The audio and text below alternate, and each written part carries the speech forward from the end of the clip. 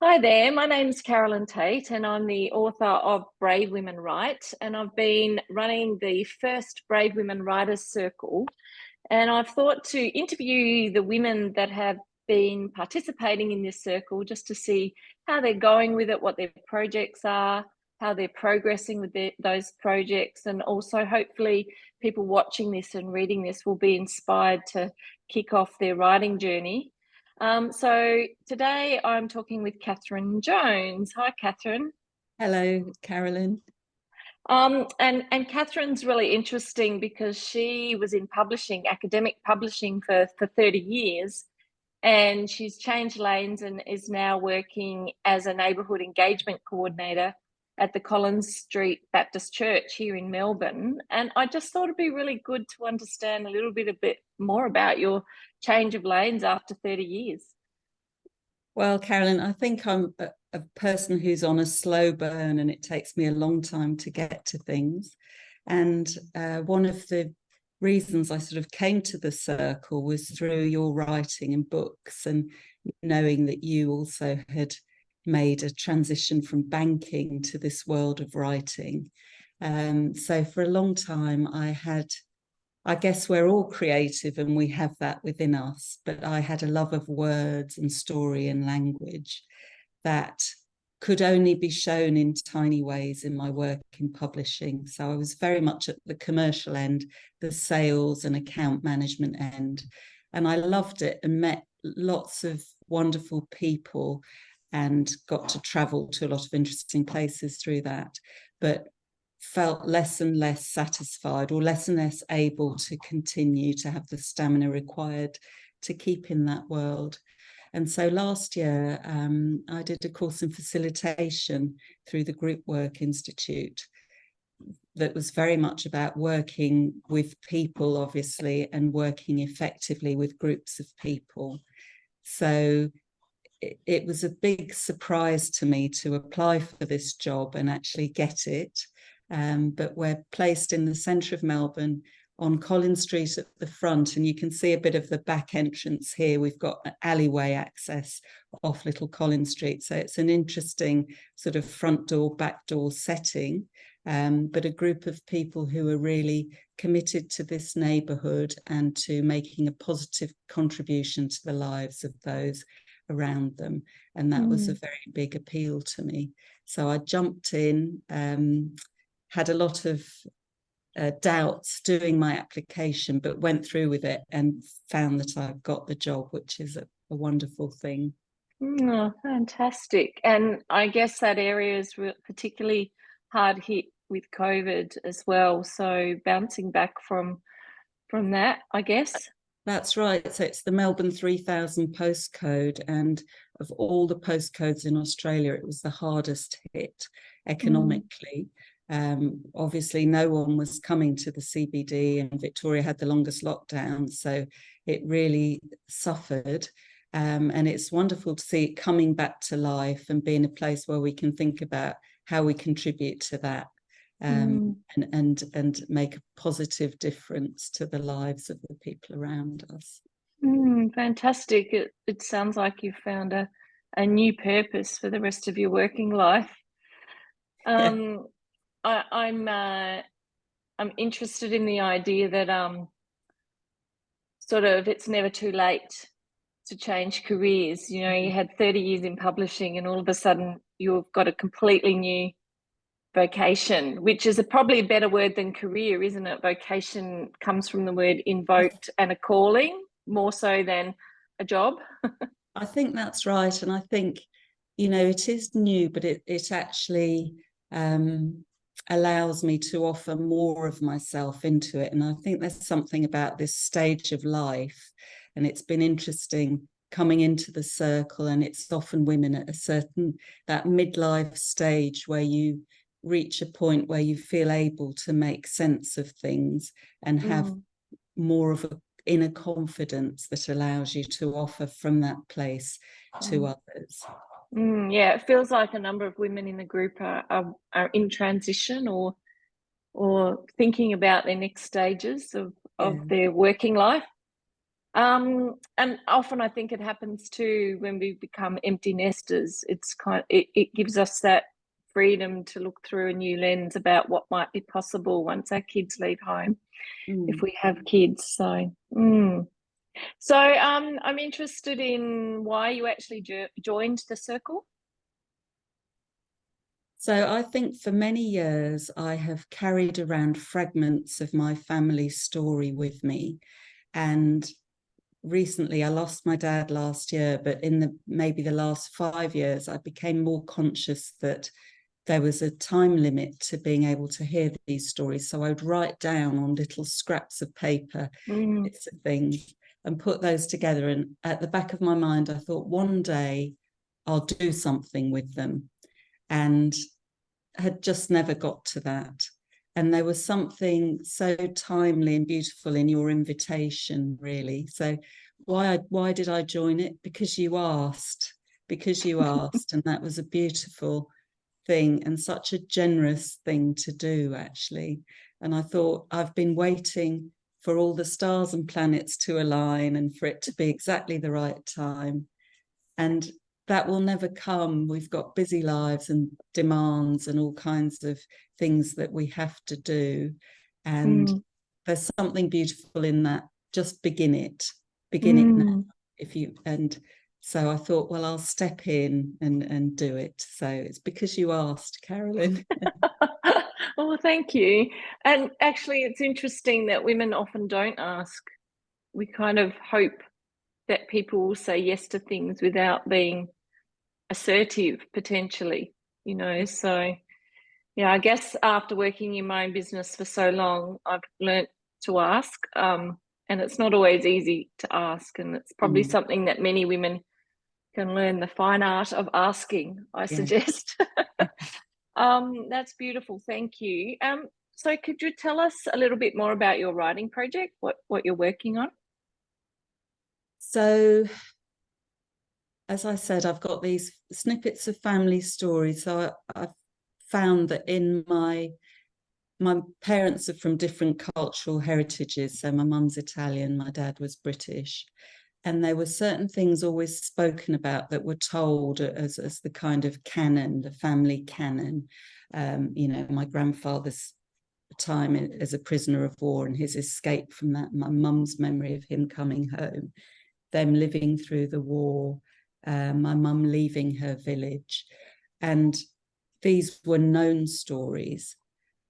But as I've grown older, I've understood there were the untold stories beneath that were not spoken of. And it's really been in recent years, my godmother, who's in her late 80s, has been able to tell me some things about my family that we never knew.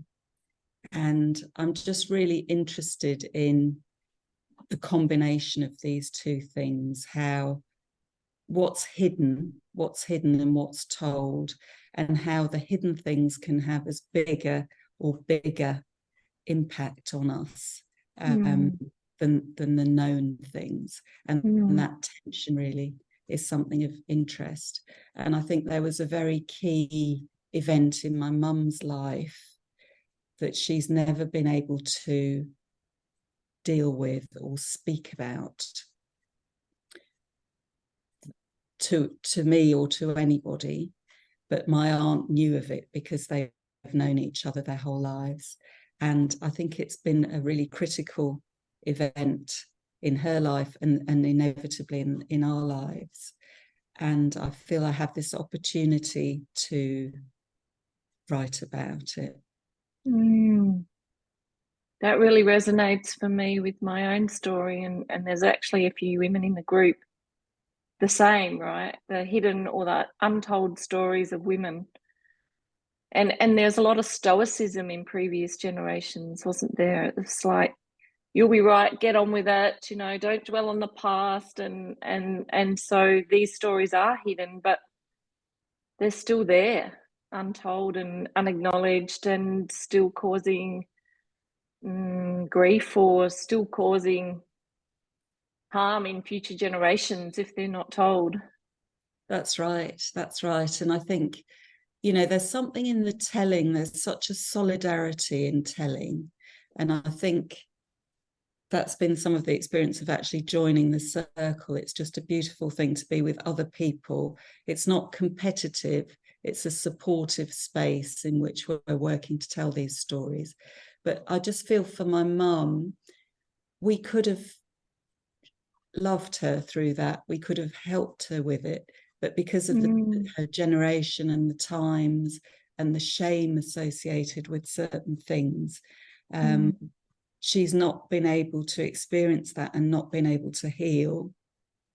And I have two daughters, and I think things have shifted so much culturally, where I feel hopeful that young women don't accept the same things that we have, or that our mothers or grandmothers have had to accept. So there is progress in that sense, and it's heartening. And there's something about the naming of things that can be very healing. Yeah, that's beautiful. That's really beautiful. I still remember the one Friday morning circle where you shared the story that you'd written about your mother, and the whole circle was just kind of sitting in silence after you'd shared that and allowing your words to just sink in.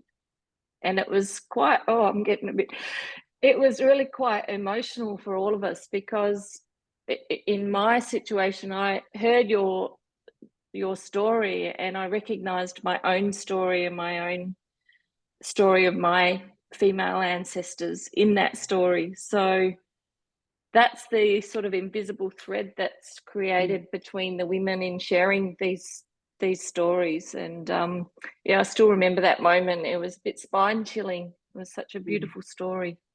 And it's brave to share those stories in the circle too. So each week, as a woman is sharing their story, they're not only sharing the story, but they're actually sharing their writing.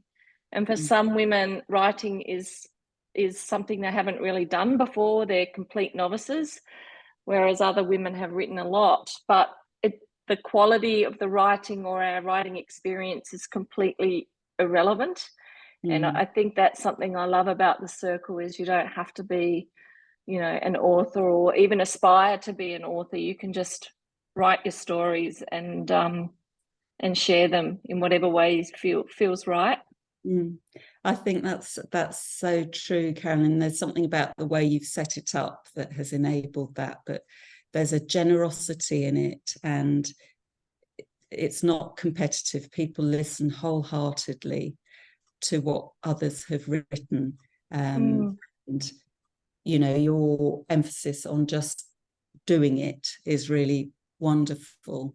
Don't worry about the quality. You can tweak a bit afterwards, but just get it out there and get it done has been a gift to all of us, I think. Thank you. So what do you think about writing with other women? Like you've talked a little bit about it, but what's the magic, if there is any magic, that's created when we come together to write, do you think? Well, I think for me, it's made me do it, and that's been the wonderful thing.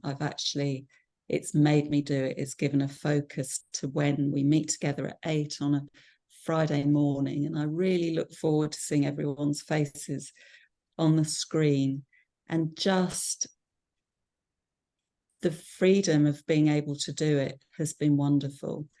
I think, as you said, there's this thread, actually, what you see, the universality of some of our stories, that's very connecting with other women, wherever they're from, whichever continent, whatever their background.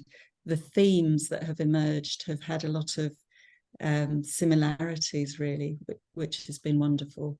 So I think for me, it's this sense of there's no competition, posturing, vying for top place, jockeying for who's the more competent. None of that comes into it, actually. So there's a freedom for everyone to just express themselves, which has been really beautiful. That's lovely.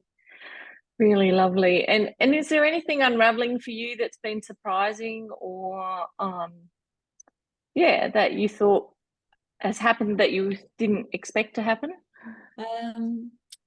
I think some of your the sort of practical suggestions and ways of approaching things that we've worked through have been so helpful to me, things that I'd never would have thought of on my own.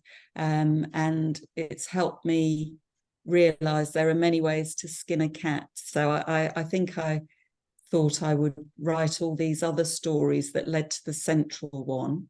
And now I think maybe I just write the central one and rearrange it. So I think really your experience and your knowledge of some of the craft and the tools and the practicality has been so helpful in the way that I've thought about it. So it's a bit all over the place, but I realise that doesn't matter. It can be pieced back together. So I've got this sense of sewing a quilt almost. So I'm doing each of the sections, and then how I put it together at the end, I don't quite know yet, but I'll get there.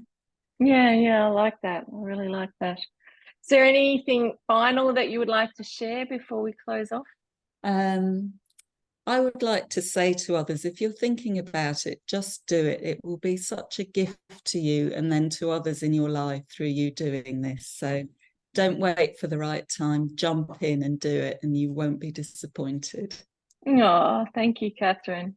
It's like that ripple effect. And last week we came together and we wrote together. We did more storytelling and talking, I think, than writing, but that was beautiful, and it was just sort of unfolded. And one of the reasons I've called it a circle is that a circle is there's no hierarchies, that my role is just to be a catalyst for each of the women to join the circle and feel like they belong and they can advance on their projects. And it's a very different way of facilitating, very often, is just to be a catalyst, and also not to expect for perfection from it, is to just allow it to unfold. And I'm really looking forward to the closing circle in a few weeks. We're going to be gathering around the fire circle. Whether the fire is alight or not is another thing, given what the day will show. But yeah, I've been planning for that circle at the moment and how we're going to open the circle, and everyone's going to bring a gift to the circle. So yeah, I'm very, very excited, because one of the things is that I think that Mother Nature and Mother Earth and nature has a huge role to play in catalysing women and catalysing us to tell our stories. So I'm really excited about bringing all these women into nature so that we can look for our creative genius within the natural world. And I think that's such a beautiful symbiotic relationship that we'll all get to explore on that day. So thank you very much, Katherine. Look forward to seeing you tomorrow morning for our Zoom session tomorrow. And yeah, thanks so much. Thanks, Carolyn. Can't wait. Okay, bye.